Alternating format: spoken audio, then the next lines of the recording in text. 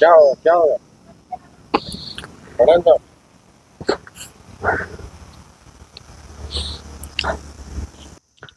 याद आ गई अब्दुल अजीम इनकलाब, ऐसी कौम के लिए कुर्बानी दिया उसने।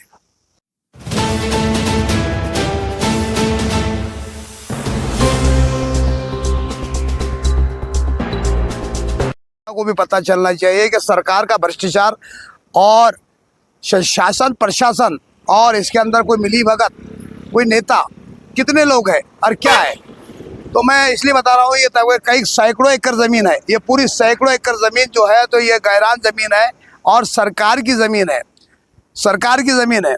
और कई भू माफिया ने यहाँ पे ज़मीन के ऊपर कब्जा करा है, कई भू माफिया ने।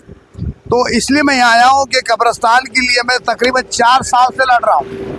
कब्रिस्तान हमारे नारेगांव के अंदर 40 से 50 हज़ार की आबादी होने के बावजूद मैंने सरकार को, जिला अधिकारी, कॉरपोरेशन, मालमत्ता, एसडीएम, तहसीलदार, तमाम लोगों को इसके निवेदन दिया। और निवेदन देने के बाद जो है तो तमाम उनके सामने ये बात रखा कि सरकारी ज़मीन है, कई करोड़ों की ज़मीन है, कई करोड़ों की, जो भू माफिया ने यहाँ पे ताबा जमा कर बैठा है। तो इसलिए मैंने कई सरकार को ये भी निवेदन दिया है कि भाई वहाँ से जो ताबा हटाया जाए और सरकार ये ज़मीन अपने ताबे में लिया जाए। तो मेरा मकसद यही है कि हमको एक 5 एकड़ ज़मीन का मैंने जो है तो नारेगांव के लिए मैंने इसकी मांग की थी। और पूरे टाँकू पेपर सब पूरे टोटल मुझे उन्होंने दिए, आश्वासन दिए। ये पूरे कई पेपर मेरे जो है तो इसके अंदर मैंने कई 4 साल से चक्रा काटने के बाद मुझे आश्वासन दिया जा रहा है, आश्वासन दिया जा रहा है। ठीक, हम जल्दी सरकार इसके ऊपर कार्रवाई करेंगी और जो भी इसके ऊपर जो भू माफिया ने कब्जा करा हुआ है ये कब्जा हटाने की कोशिश करेंगी।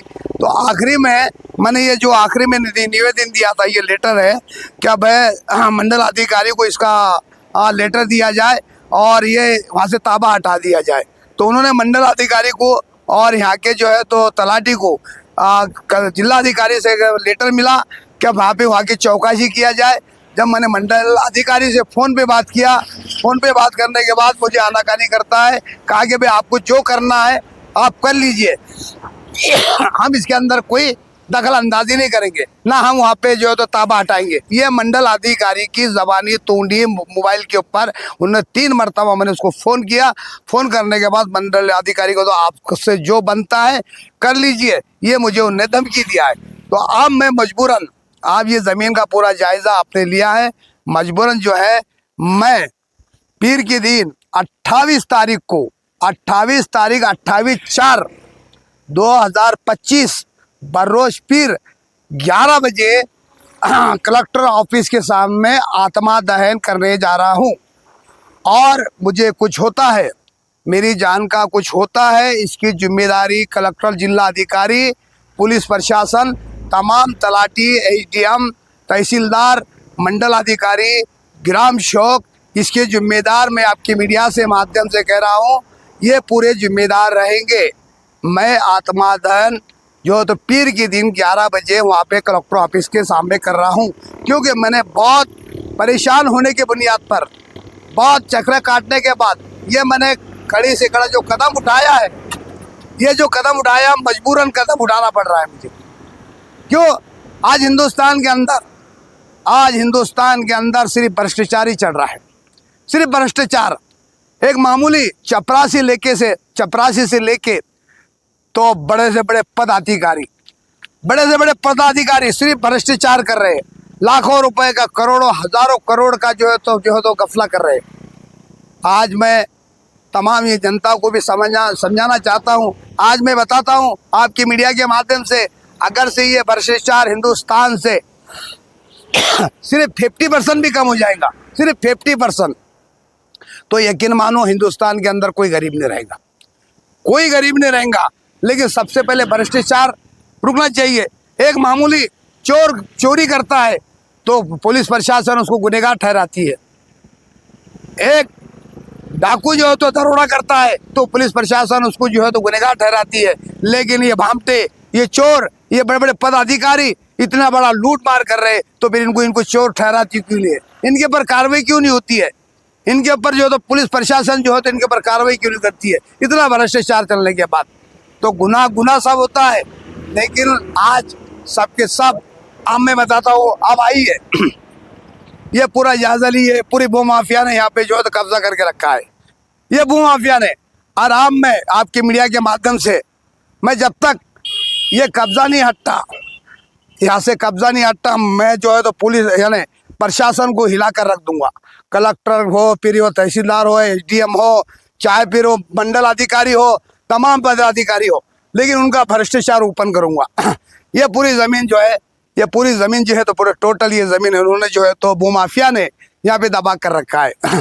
अब इसके जमीन किसकी है? ये सरकार की ज़मीन है, ये गहरान ज़मीन है, ये गाँवठान कहते हैं ना, ये सैकड़ों एकड़ ज़मीन है।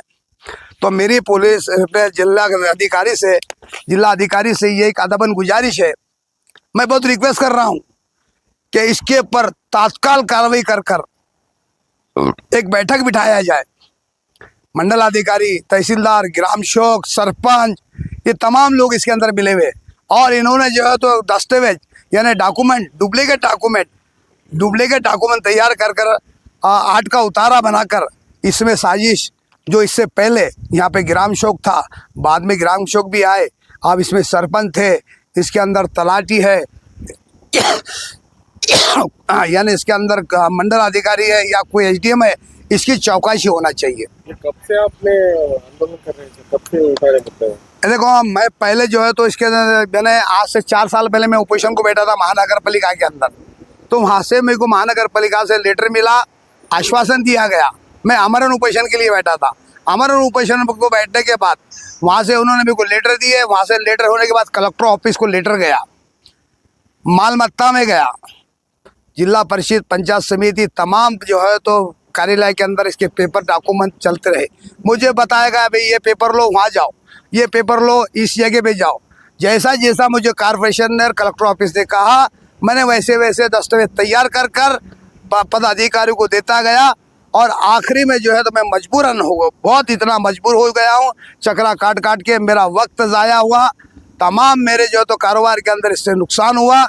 कई मरतबा जो है तो मैं वहाँ पे कलेक्टर ऑफिस में दिन भर वहाँ पे बैठा रहा, तमाम मेरे वहाँ पे सीटी फुटेज भी देख लो, मैं दिन भर वहाँ कलेक्टर ऑफिस। सालों से आप मेहनत कर रहे हैं, समाज सेवा कर रहे हैं, तो पब्लिक तो आपका साथ ही नहीं दे रही ना कुछ भी। हाँ, ये अच्छा सवाल पूछा आपने, पब्लिक वजह साथ नहीं दे रही है।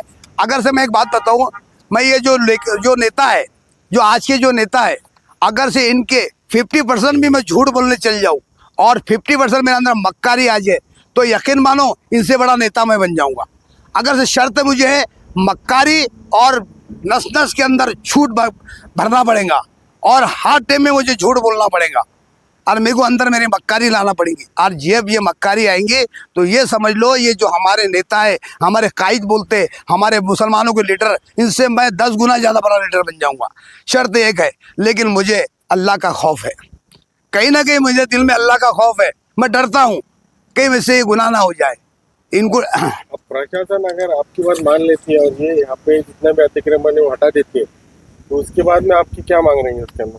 मेरे कोई मांग नहीं, मुझे कब्रस्तान का मसला है, मैं कब्रस्तान के लिए लड़ रहा हूँ, मुझे कब्रस्तान चाहिए, क्योंकि आज आबादी 50-60 हज़ार की आबादी है, कल आने वाले 2-5 साल के अंदर लाखों के तादाद के अंदर, और इसका जीआर भी निकला हुआ है, इसका जीआर भी है, दिल्ली से इसका जीआर भी है। जहाँ भी कब्रस्तान की ज़रूरत है वहाँ कब्रस्तान प्रशासन ने, कलेक्टर ने इसके ऊपर एक्शन लेकर कब्रस्तान की जगह मुहैया कराना चाहिए, या फिर शमशान भूमि हो, जिस बस्ती में मुस्लिम हो, दलित हो, तो यानी हिंदू भाई हो, कोई भी समाज का अगर वहाँ कब्रस्तान का प्रॉब्लम है या शमशान भूमि का प्रॉब्लम है, तो इस सरकार की जिम्मेदारी है, जहाँ नवी बस्ती होती है वहाँ पे जो है तो नया कब्रस्तान मुहैया कराया जाए। अगर से ऐसा नहीं होता है, आपने सरकार को धमकी दी कि पीर के दिन जो है सोमवार को आप दांत दहन करेंगे, अगर आपकी मांगे पूरी नहीं, तो आप सही में दहन करने वाले?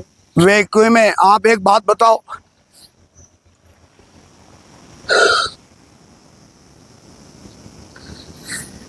क्या होगा बड़ा?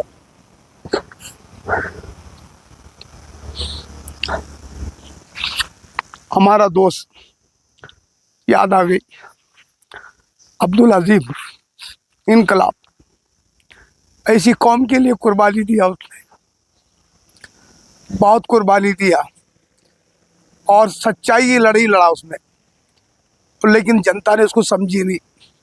हर जगह आज हज हाउस देख रहे हैं ना, हमारे औरंगाबाद अपडेट जावेद पटेल साहब और अजीम इनकलाब, इनकी मेहनत की बदौलत है, इन्होंने इसकी लड़ाई लड़ी और आज हज हाउस नजर आ रहा है।